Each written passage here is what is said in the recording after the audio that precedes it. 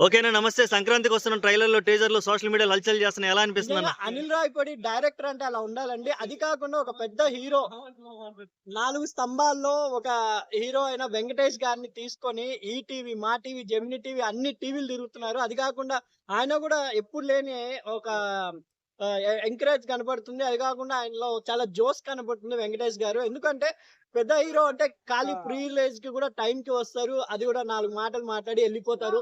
ప్రమోషన్స్‌లో ఎక్కడ కనపడరు. హిందీ వాళ్ళైతే వాళ్ళు ప్రతి ఛానెల్‌లో ఎళ్తారు. ప్రతి ఛానెల్ చేసుకుంటారు.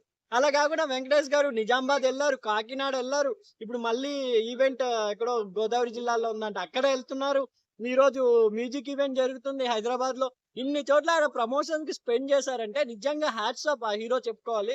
ఎందుకంటే ఫ్యామిలీ ఆడియన్స్‌కి వెంకటేష్ గారు చాలా ఇష్టం. ఇప్పుడు ఇంకా 'దిల్ రాజు' గారిది సినిమాలు 2 ఉన్నాయి కాబట్టి గేమ్ చేంజర్ అటు ఇటు అయినా ఈ సంక్రాంతికి వస్తున్నామే ఆయన నిలబెట్టాలని ఫ్యామిలీ ఆడియన్స్ మొత్తం ఎళ్లి సంక్రాంతికి వస్తున్నాం చూడాలని నా అభిప్రాయం అండి. కొంతమంది ఇప్పుడు ఇంత ఒక పెద్ద స్టార్ హీరో గారు, అలాగే స్టార్ డైరెక్టర్ ఇద్దరు కలిసి అన్ని మీడియా ఛానెల్స్‌లో ఓపికగా కామెడీ స్కిట్‌లేసి, ఇంటర్వ్యూలిచ్చి అందరిని ఎంటర్‌టైన్ చేసే ప్రయత్నం చేస్తుంటే, కొంతమంది మాత్రం నెగెటివ్స్ చేసి, ట్రోల్స్ చేసి, "అయ్యా బాబు నీకిది అవసరమా? ఈ స్కిట్‌లు అవసరమా?" అంటున్నారు. దీని మీద నీ అభిప్రాయం?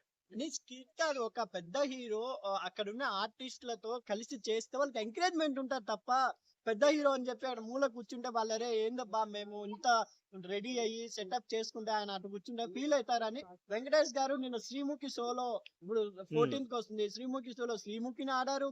దీప అని ఒక సీరియల్ యాక్టర్ ఆమెతో ఇమిటేట్ చేశారు.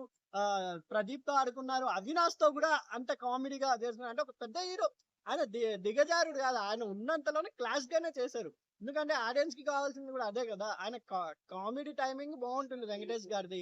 ఆ కామెడీ టైమింగ్‌తోనే ఆయన అక్కడ ఉన్న వాళ్ళని కొంచెం రజింపజేశారు. పెద్ద హీరో అంటే వాళ్ళు పెద్ ఫస్ట్ డైరెక్ట్‌గా పెద్ద హీరో కాలేదు గదా! ఇవన్నీ చేసి వెంకటేష్ గారి అభిమానించే వాళ్ళు గూడా ఏందంటే డౌన్ టు ఎర్త్ ఉంటారని అందరూ అభిమానిస్తారు. లేకపోతే ఆయన మొన్న 3000 మంది ఫ్యాన్స్‌కి సింగిల్ ఫోటో ఇచ్చారు. ఎవరికైనా సాధ్యమా? అందరు అంటే ఫాన్స్ వార్ మనకు అవసరం లేదని చెప్తున్నా గానీ, అందరు ఫాన్స్ ఇళ్ళలో నుంచి చేతులూపుతా అలా ఎళ్ళిపోతున్నారు తప్ప, వెంకటేష్ గారు వాళ్ళ స్టూడియోలో 3000 మందికి వన్ బై వన్ ఫోటో ఇచ్చారంటే ఆయన ఓపికకు హాట్స్ ఆఫ్ చెప్పాలి. ఫాన్స్‌కి హెల్పింగ్ అనేది అది ఆయన చేస్తారో లేదో ఆయన వ్యక్తిగత అభిప్రాయం అది. ఉన్నంతలో ఆయన క్లాస్‌గా ఉంటారు. ఆయన ఫాన్స్ కూడా క్లాస్‌గానే ఉంటారు. ఎందుకంటే ఒకరి సినిమాకి మనకు పోటీ అవసరం లేదు. కలెక్షన్స్ అవసరం లేదు. ఫ్యామిలీ మొత్తం వచ్చారా లేదా? మన ఫ్యామిలీ మొత్తం ఎళ్లి చూసారా లేదా సంక్రాంతికొస్తున్నాం అనే ఉద్దేశంతోనే ఉంటారు కాబట్టి, ఈసారి సంక్రాంతికొస్తున్నాం 14థ్ సూపర్‌గా ఉండబోతుందని నా అభిప్రాయం అండి. ఇప్పుడు హ్యాట్రిక్ కొట్టే అవకాశం ఉందా? ఎఫ్1, ఎఫ్2 అలాగే అనిల్ రావిపూడి సంక్రాంతికొస్తున్నాం. 3 కాంబినేషన్. ఎంకరేజ్‌మెంట్ చూస్తుంటే ఎందుకంటే ప్రమోషన్స్ చాలా ఉన్నారు.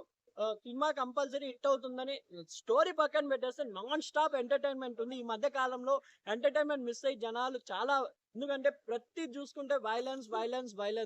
సెంటిమెంటా, వైలెన్సా ఫుల్ ఉంటుంది. అందువల్ల ఈ సంక్రాంతికి వస్తున్నాం ఫుల్ ఎంటర్‌టైన్‌మెంట్ ఇస్తుందని హోప్ చేస్తూ కంపల్సరీ బ్లాక్ బస్టర్ హిట్ కొడుతుందని నా అభిప్రాయం. 100 కోట్లు కొట్టే అవకాశం ఉందా? ఆ కలెక్షన్స్ మనకు అవసరం లేదు. వెంకటేష్ గారి సినిమా ఫ్యామిలీ మొత్తం చూసి హ్యాపీగా సినిమా బావుందని చెప్తే చాలండి మాకు.